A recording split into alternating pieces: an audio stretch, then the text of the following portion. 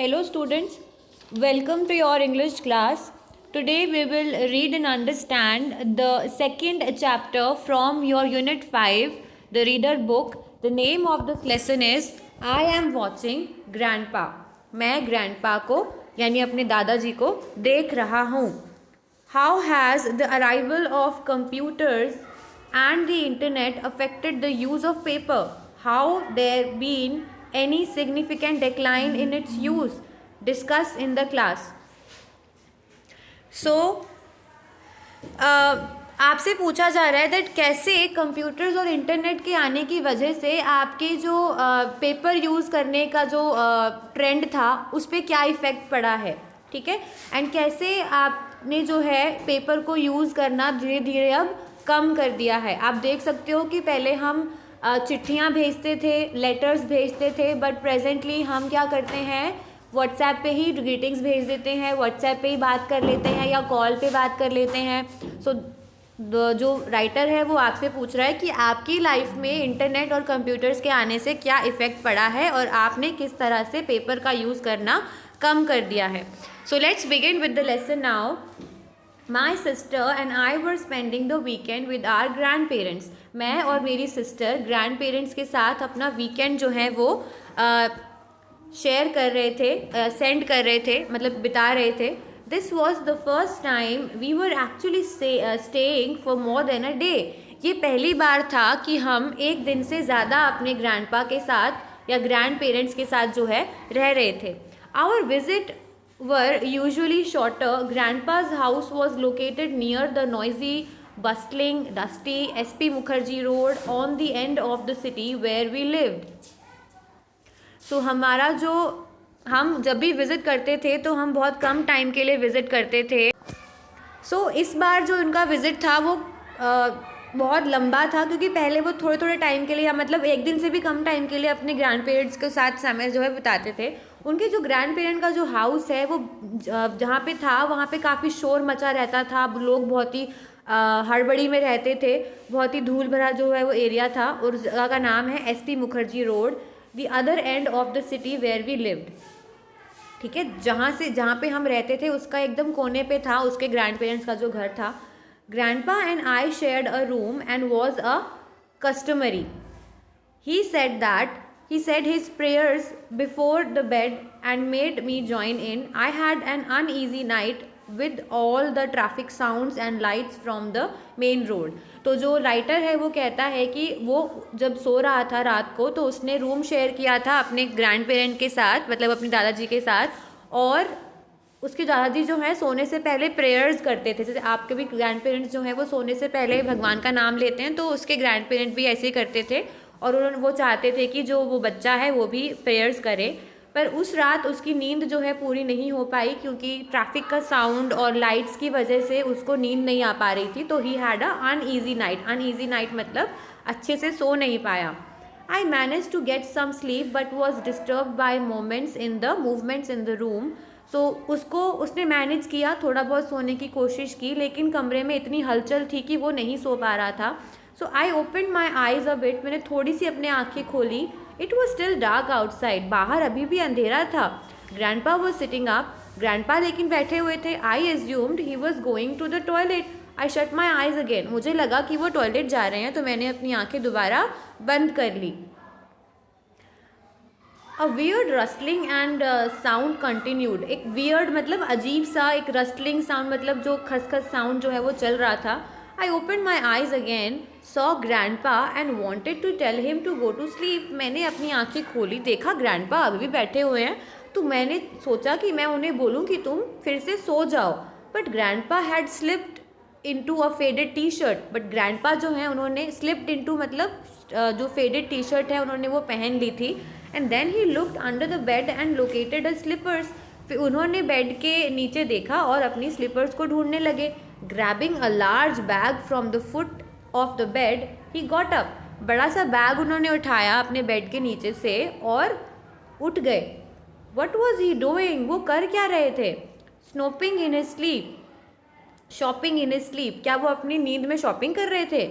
Lifting his feet up high at which with each step crept forward, stealthily to the door, all the while imagining I was asleep. I was fast asleep. मतलब वो नींद में ही उसको नींद में था, तो उसको ऐसा लग रहा था कि उसके ग्रैंडपा जो है वो शॉपिंग कर रहे हैं. उन्होंने अपना बैग उठाया और वो धीरे धीरे डोर की तरफ जा रहे हैं. वो ये सब अपनी स्लीप में इमेजिन कर रहा था. As you can see here, उसके ग्रैंडपा देखिए वो बैग उठा रखा है बड़ा सा, वो नींद में ही देख रहा है उनको, और वो बैग उठा के ग्रैंडपा उसके जा रहे हैं दरवाजे की तरफ. आगे देखिए, I looked at my watch, मैंने घड़ी की तरफ देखा. It showed an awkward time of 3:30 AM. The site of the 70 odd year old man sleepwalking like this seemed to so strange I could not control a giggle.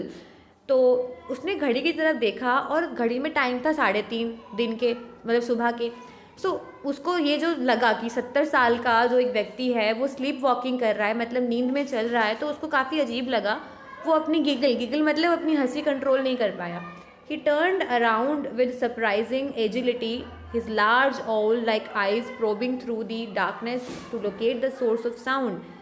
Be quiet if you want to come with me, he said. तो जो grandpa थे उन्होंने पीछे मुड़ के देखा जब वो हंस रहा था, जब जो बच्चा है वो हंस रहा था, मतलब खिलखिला रहा था, गिगल कर रहा था. तो जो उसके ग्रैंडफादर थे उन्होंने मुड़ के देखा सरप्राइजिंगली, आश्चर्यचकित होकर. अपनी बड़ी बड़ी आँखों से उन्होंने मुझे देखा और वो मुझे उस साउंड को लोकेट कर रहे थे कि इस आवाज़ कहाँ से आ रही है हंसने की. तो उसके ग्रैंडपा ने कहा कि अगर तुम मेरे साथ चलना चाहते हो तो तुम्हें चुप रहना पड़ेगा. I never imagined an adventure with grandpa. मैंने कभी ऐसा अपनी लाइफ में नहीं सोचा था कि मुझे ग्रैंडपा के साथ कोई एडवेंचर करने को मिलेगा, मतलब कोई कहीं घूमने जाने का मौका मिलेगा. अ फ्यू मोमेंट्स लेटर, थोड़ी ही पलों के बाद, he led me through the main gate of the apartment. उन्होंने मुझे क्या किया, लेड मतलब लीड किया. Led is a second form of lead, मतलब उन्होंने मुझे रास्ता दिखाया towards the gate of the apartment and upstairs, सीढ़ियों के ऊपर. Where he had rented out a floor to a computer institute, जहाँ पे उन्होंने एक पूरा फ्लोर जो है रेंट पे दिया हुआ था एक कंप्यूटर इंस्टीट्यूट को. When we got to the third floor, he took out a bunch of keys. जब हम थर्ड फ्लोर पे गए उन्होंने एक गुच्छा, बंच मतलब गुच्छा निकाला, किसका, चाबियों का. The room when it was not full of students, room जो था वो बच्चों से भरा हुआ नहीं था. Served as a cyber cafe, जब उस कंप्यूटर इंस्टीट्यूट था ना वो उन्होंने रेंट पे दिया हुआ था, तो जब उसमें बच्चे नहीं होते थे तो वो एज अ साइबर कैफ़े सर्व करता था. But it was not the main room that interested grandpa. तो ग्रैंडपा जो थे वो मेन रूम में नहीं जाना चाहते थे. He took a right turn into another room. उन्होंने राइट टर्न लिया, सीधे हाथ की तरफ वो मुड़े और एक दूसरे रूम में चले गए. We entered what looked like a shabby storehouse. जैसे ही हम उस रूम में घुसे राइट साइड वाले में, वो एक शैबी मतलब बिखरा हुआ सा स्टोर हाउस था. He took 2 confident steps to turn on a light. उन्होंने 2 स्टेप्स लिए. कॉन्फिडेंट स्टेप्स मतलब उनको पता था कि लाइट कहाँ पर है, तो उन्होंने जो है 2 स्टेप्स लिए, 2 पैर कदम चले और उन्होंने लाइट को ऑन कर दी. His tenants rusted him with all their secure teaching material and hair weaver robbing them to God knows what. तो जो उन्होंने क्या किया, his tenants rusted him with all their secure teaching material. तो trusted him, तो tenants क्या होते हैं, किराएदार. तो उनके किराएदार मतलब जिनको उन्होंने वो कंप्यूटर इंस्टीट्यूट के लिए रूम किराए पे दे रखा था, तो वो उन्होंने मतलब जो टीनेंट्स थे उन्होंने ट्रस्ट किया था ग्रैंडपा के ऊपर अपने टीचिंग मटेरियल की सिक्योरिटी के लिए. लेकिन ग्रैंडपा जो थे वो क्या कर रहे थे, he was robbing the material. पता नहीं क्यों वो उस मटीरियल को चुरा रहे थे. Grandpa whispered, lend me a hand son. तो ग्रैंडपा ने धीरे से बोला, फुसफुसाना. विस्पर्ड मतलब हल्की सी आवाज़ में बोलना, बुदबुदाना जिसे कहते हैं. उन्होंने कहा कि मुझे अपना हाथ दो. Lend me a hand son. I went closer, मैं पास गया. He was crouched on the floor, his shopping bag open. A large sack of paper was strewn about towards a corner. Corner में बहुत सारे जो है पेपर्स पड़े हुए थे. and he was crouched on the floor. I helped him pile the paper into his bag. उन्होंने help किया कि सारे पेपर्स जो हैं वो बैग में डाल सकें. And after filling it he hurried down. फटाफट से बैग भरा और वो नीचे की तरफ भागने लगे. It was 4:45 AM bye my watch. तब तक 4:45 हो चुके थे, मतलब 4:45 हो चुके थे सुबह के. And he called out. उन्होंने मुझे बुलाया, हेल्प मी विद दीज, मेरी हेल्प करो. उसके बाद सॉर्ट दीज पेपर्स आउट, इन पेपर्स को सॉर्ट करो मतलब कैटेगरी वाइज लगाओ. One side used over here, both side used there, मतलब जिसमें एक साइड यूज़ की हुई वो एक तरफ रखो, जिसमें दोनों साइड यूज़ किए उसे दूसरी तरफ रखो. एंड ब्लैंक पेपर हेयर, और जो ब्लैंक है उन्हें मेरे पास दो. The work was easy but time consuming, काम बहुत ईजी था लेकिन बहुत ही ज़्यादा समय लेने वाला था. What are you going to do these with these grandpa, grandpa आप इनके साथ क्या करने वाले हो. आई आस्क्ड हिम, मैंने पूछा. Trying my best to sound non inquisitive, मैंने पूरा अपना ट्राई किया कि मैं ज़्यादा बुरी तरीके से ना पूछूं. These computer people don't respect paper, ये कंप्यूटर के लोग जो हैं ये पेपर रिस्पेक्ट नहीं करते हैं. Every day they throw all these sheets, हर दिन वो शीट्स फेंक देते हैं. They have given me the keys to open the gate for the sweeper when he comes at 6 AM. Sweeper जो है वो 6 बजे आता है, तो उन्होंने मुझे चाबी दे रखी है कि जब स्वीपर आए तो गेट खोलने के लिए चाबी किसी के पास हो. He takes these and give them to the junk dealer who disposes them carelessly. वो क्या करता है, इन सारे पेपर मतलब जो कंप्यूटर जिन्होंने ले रखा है, कंप्यूटर के लिए रूम जिन्होंने रेंट पे ले रखा है, वो लोग क्या करते हैं, इस पेपर को उठाकर कबाड़ी वाले को दे देते हैं. जंक डीलर मतलब कबाड़ी वाला, वो उसको केयरलेसली बेच देता है, डिस्पोज कर देता है, ख़त्म कर देता है.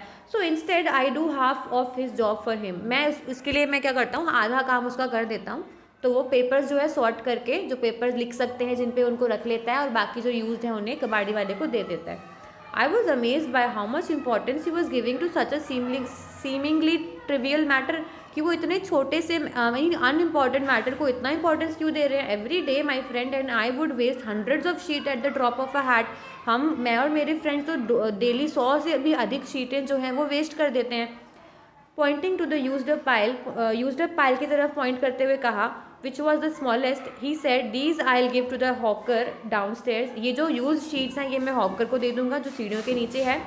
The one side use papers I will use for my accounts, जो एक साइड पे यूज़ किए वो मैं अपने लिए यूज़ कर लूँगा. And also give some to the poor children at NGO in the neighbourhood में एक NGO है, वहाँ पर मैं कुछ शीट्स दान कर दूँगा.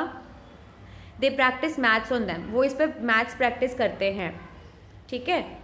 So I was shocked. I learned that the old man had been doing this for months now. कि जो old man जो उसके grandfather हैं वो महीनों से ये काम कर रहे हैं.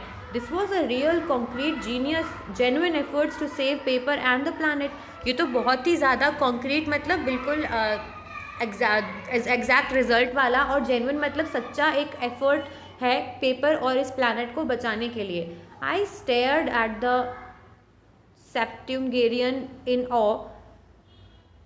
No school education on environment had never made an impression on me, कि स्कूल की कोई भी एनवायरनमेंट के रिलेटेड कोई भी एजुकेशन है उसने मुझ पर इतना इम्पैक्ट नहीं डाला.